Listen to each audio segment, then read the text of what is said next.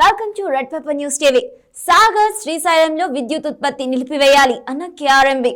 సాగర్ శ్రీశైలంలో విద్యుత్ ఉత్పత్తిని వెంటనే నిలిపివేయాలని కృష్ణానది యాజమాన్యం బోర్డు ఆంధ్రప్రదేశ్ తెలంగాణ రాష్ట్రాలకు సూచించింది. ఈ మేరకు రెండు రాష్ట్రాల జనవనరుల కార్యదర్శులకు కేఆర్ఎంబీ లేఖ రాసింది. సాగు తాగు అవసరాలకు లేకుండా ఇష్టరీతిని విద్యుత్ ఉత్పత్తిని చేశారని కేఆర్ఎంబీ లేఖలో పేర్కొంది. సముద్రంలోకి 55.96 టీఎంసీలు వృధాగా పోతున్నాయని వెల్లడించింది. దీనివల్ల శ్రీశైలం ప్రాజెక్ట్ నీటి నిల్వ 94.91 టీఎంసీలకు పడిపోయిందని కేఆర్ఎంబీ తెలిపింది. ఇప్పటికైనా విద్యుత్ ఉత్పత్తిని వెంటనే నిలిపివేయకపోతే భవిష్యత్ నీటి అవసరాలకు ఇబ్బందులు పడాల్సి వస్తోందని కేఆర్ఎంబీ హెచ్చరించింది. నీటి వనరులను జాగ్రత్తగా కాపాడుకోవాలని రెండు రాష్ట్రాలకు సూచించింది.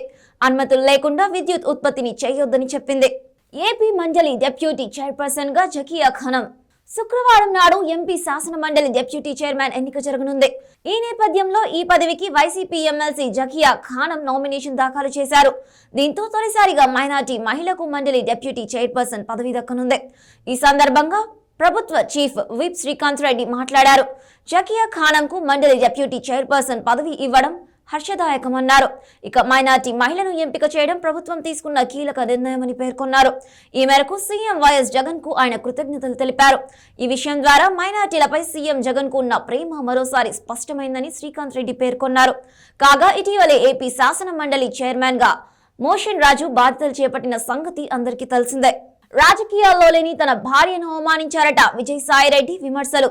టీడీపీ అధినేత చంద్రబాబు నాయుడుపై వైసీపీ ఎంపీ విజయసాయిరెడ్డి తీవ్ర విమర్శలు గుప్పించారు. వరద ప్రభావిత ప్రాంతాల ప్రజలను చంద్రబాబు నాయుడు పరామర్శించిన అంశాన్ని విజయసాయిరెడ్డి ప్రస్తావించారు. వరద ప్రాంతాల సందర్శనను స్వీయ ఓదార్పు యాత్రగా మార్చాడు చంద్రబాబు. నష్టపోయిన రైతుల గురించో బాధితుల గురించో మాట్లాడుతూ అనుకుంటే మళ్లీ అదే పాట పాడుతున్నాడు. రాజకీయాల్లో లేని తన భార్యను అవమానించారట. అసెంబ్లీలో ఎవరూ ఆమె గురించి ప్రస్తావించకపోయినా తన పరువు తానే తీసుకుంటున్నాడు అని విజయసాయిరెడ్డి విమర్శలు గుప్పించారు. తిరుమల భక్తులకు శుభవార్త. రేపు సర్వదర్శనం టోకెన్ల విడుదల. తిరుమల శ్రీవారి భక్తులకు తిరుమల తిరుపతి దేవస్థానం శుభవార్త చెప్పింది. వచ్చే నెలకు సంబంధించిన సర్వదర్శనం టోకెన్లను రేపు ఉదయం 9 గంటలకు ఆన్లైన్లో విడుదల చేయనున్నట్టు తెలిపింది.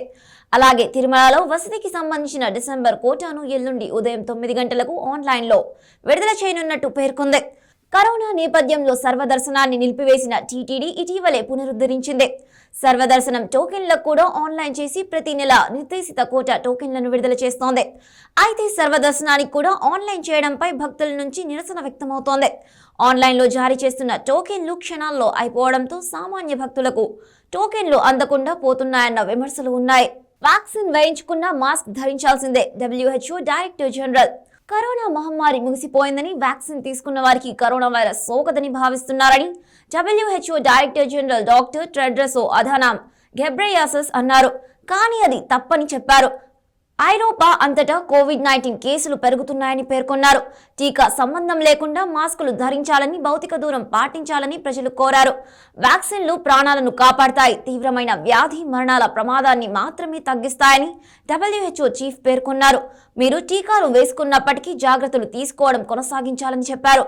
మాస్క్ ధరించడం, భౌతిక దూరం పాటించడం, గుంపులుగా ఉండకపోవడం, అవసరమైతే తప్ప బయటకు రావద్దని, ఇళ్ల లోపలే బాగా వెంటిలేషన్ లో ఉంచుకోవాలని టెడ్రోస్ చెప్పారు.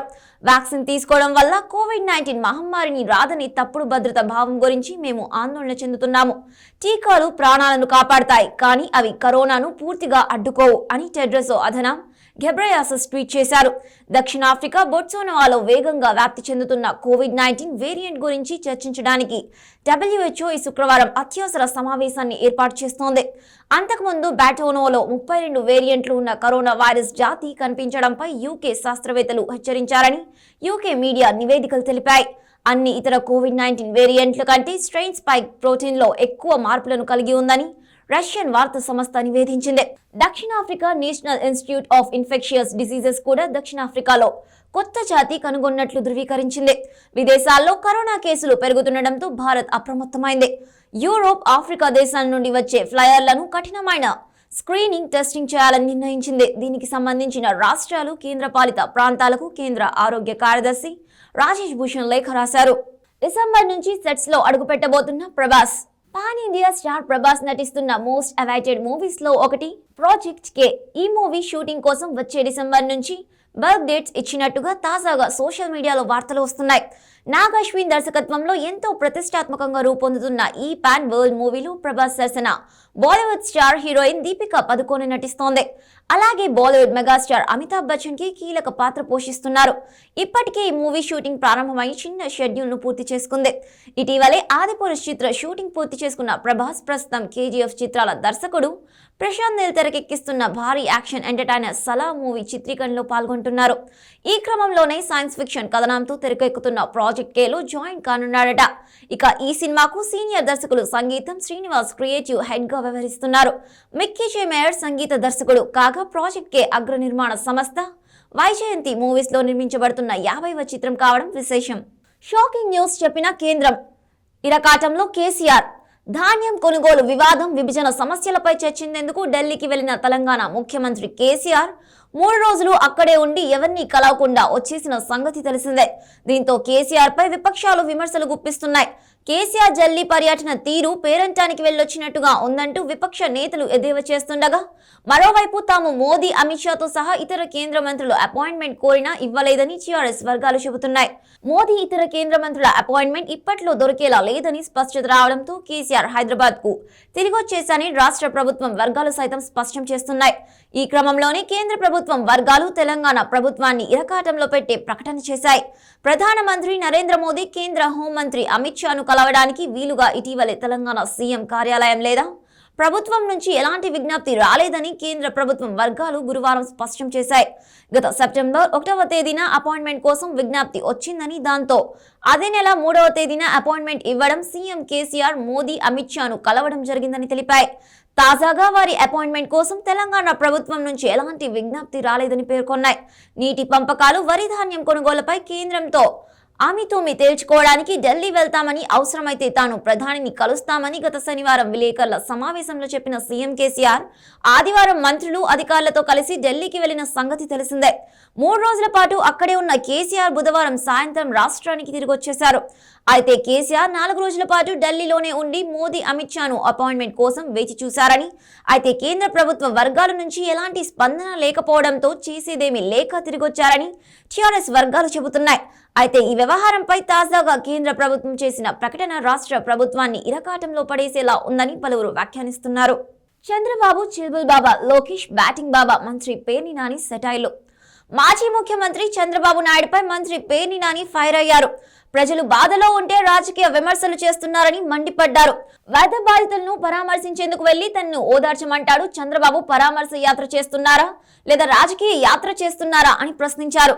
చంద్రబాబు ముఖ్యమంత్రిగా వరదలు వచ్చినప్పుడు ఊరూరా ఈదుకుంటూ వెళ్లారా? ఆ రోజు హెలికాప్టర్లో టిఫిన్లు చేస్తూ తిరగడం అందరూ చూశారని అన్నారు. మేము నీ భార్యను ఏమీ అనలేదు సామి అన్నా వినడం లేదు. నిన్ను తిడతాం కానీ నీ భార్యను అనాల్సిన అవసరం ఏముంది? మా ఇంట్లోనూ ఆడవాళ్లు ఉన్నారు. మా చిన్న కార్యకర్త నుంచి మేము ప్రేమ బంధాలకు ప్రాధాన్యమిస్తాం అని మంత్రి అన్నారు. శృతి మించి ముఖ్యమంత్రి గాల్లో కలిసిపోతాడని అంటారు.